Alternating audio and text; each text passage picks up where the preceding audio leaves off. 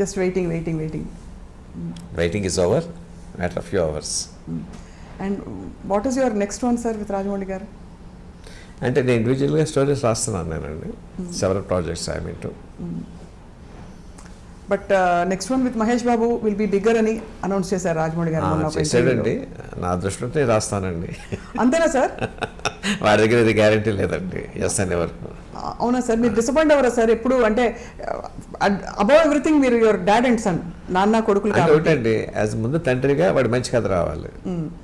వేరే చోట నుంచి నాకన్నా మంచి కథ వస్తుంది అనుకోండి, ఐ షుడ్ వెల్కమ్ ఇట్. రైటర్గానే రాయలేకపోయిన బాధ కన్నా కూడా నా కొడుకు మంచి కథ దొరికిందని ఆనందించాలి నేను. ఎప్పుడు వచ్చే డౌటే సార్, మిమ్మల్ని అడిగారు కూడా చాలామంది, విజేంద్ర ప్రసాద్ గారే ఎక్కువ సినిమాలు ఎందుకు తీయరండి డైరెక్ట్ చేయడం? మీరే కథకులైనప్పుడు మరి మీరు అనుకున్న కథని పేపర్ మీద పెట్టి డైరెక్ట్ చేస్తే ఇంకా పెద్ద పెద్ద ప్రాజెక్ట్. అది కాదండి, ఏ సినిమా రచయిత అయినా సరే అతనిలో డైరెక్టర్ లేకుండా సినిమా కథ రాయలేడండి. Because he has to see it with his eyes. అంతే కదండి. అవును సార్. నా కంటి ముందు ఏ దృశ్యం కనిపిస్తుందో దాన్ని కాగితం మీద పెట్టాలి. కానీ కంటి ముందు కనిపించే దృశ్యాన్ని తెరకెక్కించడం కోసం there are several departments you have to deal with. అన్నిటికన్నా ముఖ్యమైనది హ్యూమన్ రిలేషన్స్ అండి. అందరితోనూ చాలా బాగా మాట్లాడి వాటితో పని చేయించుకోవాలి. అవును అవును అవును, అది పెద్ద కళ అండి అది. అవును sir. I'm poor in that. అంటే మీరు పూర్ అని అనుకోగాను సార్, బట్ రాజమౌళి గారికి అది పర్టికులర్ ఇది అని వాడికి చాలా బాగా తెలుసు అండి ఆ కళ. How to get things done and extract the potential. తనకు కావాల్సింది ఎక్కడ కాంప్రమైజ్ కాకుండా ఈ నోస్ ఇట్.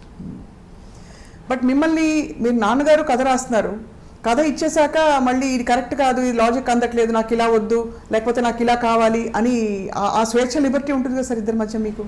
అది కాదండి, వాడి లక్ష్యం ఏంటంటే నేను ఏదైనా చెప్తే గౌరవంగా వింటాడండి.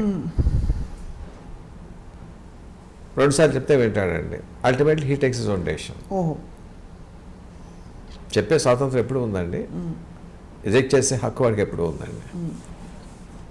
అండ్ ఈ కాంటెక్స్లో sir we must mention, Telugu cinema స్థాయిని ఎక్కడికో తీసుకెళ్ళిపోయిన ఏకైక దర్శకులు రాజమౌళి గారని ప్రపంచం అనుకుంటూ ఉంటే ఒక తండ్రిగా మీకు ఎంత గర్వం కదా సార్? ఎలా అనిపిస్తుంది సార్? తండ్రికి ఎంత గౌరవపడతానో తెలుగువాడిగా కూడా అంత గౌరవపడతాను.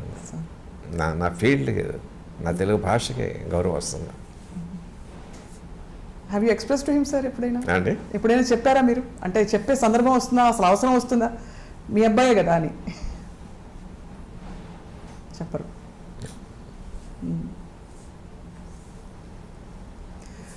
But we are all curious sir to see RRR అనే ఒక magnum opus.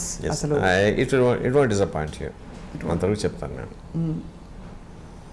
It won't disappoint sir. And also where does Ajay Devgan గారు కమింగ్ సార్? ఇది అడిగేయచ్చా? క్యామియో రోల్ అండి, it's cameo role, very important but cameo role. He is the one who inspires Ram Charan. We are waiting to see more Bajrangi Bhaijans. We are waiting to see more RRR, Bahubali. ఇంకా చెప్పక్కర్లేదు sir వర్షాల. మీ కథలు అలా తెర మీదకి వచ్చి it should also guide the coming generations అని మేము చాలా ఎదురు చూస్తున్నాం సార్ మీ కథల కోసం. ఇందులో ఒక పాయింట్ చెప్పడం మర్చిపోయానండి. సినిమా అంతా అయిపోయిన తర్వాత RR కోసం కంపోజ్ చేశాడు కీరవాడిని, జనని పాట అండి. ఇంటికి వచ్చేసరికి రాయమౌళి గదిలోంచి వినిపిస్తుంది. ఏంట్రా పాట అన్నాను నేను. తీసుకొచ్చి ఇలాగ ఆన్ చేశాడండి. అన్కంట్రోలబుల్గా ఏడుపు వచ్చేసింది నాకండి. అన్కంట్రోలబుల్. ఏమి సందర్భం, పెద్దన్న రికార్డింగ్ కోసం కంపోజ్ చేశాడు కూడా చెప్పలేదు నాకు వాడండి. ఏంటి పాట వినిపిస్తుంది అన్నానంటే తీసుకొచ్చి ఆ ల్యాప్టాప్ ఓపెన్ చేశాడు. I was sobbing షేమ్లెస్లీ.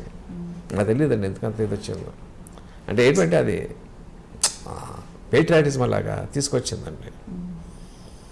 I'm sure same emotion audience will feel in the theatre. That says a lot sir. మీరు అంతగా మీరు క్రియేట్ చేసిందే మీరు అంత మూవ్ అయిపోయారంటే I'm swear it's a truth. అసలు ఎందుకు చేసాడో నాకు చెప్పలేదండి ఆడండి.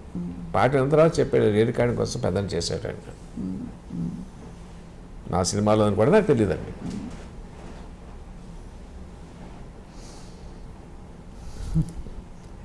మీరు ఆలియా భట్ గారి గురించి కంటతడి పెట్టారు sir, and obviously it is a very emotional movie, అది క్లియర్ అయిపోయింది for audience, and much needed emotion now మళ్ళీ ఇప్పుడు కూడా వస్తుంది సొసైటీ. ఇప్పుడు కూడా వస్తుంది సార్. దొంగముంట. ఎంత ఎంత ముద్దొచ్చేసే మీరు ఆ మాట అంటారు సార్.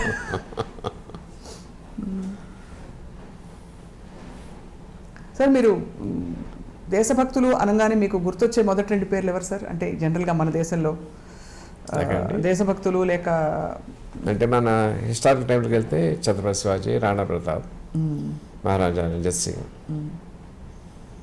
ఝాన్సీ లక్ష్మీబాయి, ఎవరి పేరున్నా రోమాంచితం అవుతాయండి. అవునా సార్? అసలు అలా స్పందించగలగడమే గొప్ప ఇది సార్, మీకు అదృష్టం సార్. సో కీరవాణి గారి మ్యూజిక్ అయితే ఇంకా చెప్పక్కర్లేదు మనం. అల్టిమేట్ అండి, అల్టిమేట్. సార్ ఇప్పుడు ఆలియా భట్ గారు కాకుండా ఇతర పాత్రధారులు, అంటే ఇప్పుడు ఇద్దరు హీరోలు, ఒక హీరోయిన్ గురించి బ్రిటిష్ లేడీ ఒక అమ్మాయి ఉందండి, మీరు ట్రైలర్ చూసారు కదా. అవును, తను she is also integral part of the story.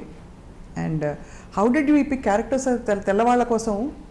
అంటే బ్రిటిష్ కాలం నాటి అంటే వాళ్ళు రూల్ చేస్తున్నప్పుడు వాళ్ళు లేకుండా కథ ఎలా ఊహిస్తాం? లేదు, అది కాదు sir. How did you pick అంటే ఆ నటులు ఎలా దొరికారని, అంటే అది రాజమౌళి గారిని అడగాలేమో. కాస్టింగ్ డైరెక్టర్స్ వాళ్ళు తీసుకొస్తారండి. ఆ అమ్మాయి కూడా చాలా బాగుందండి, చాలా హోమ్లీ అండ్ లవ్లీ.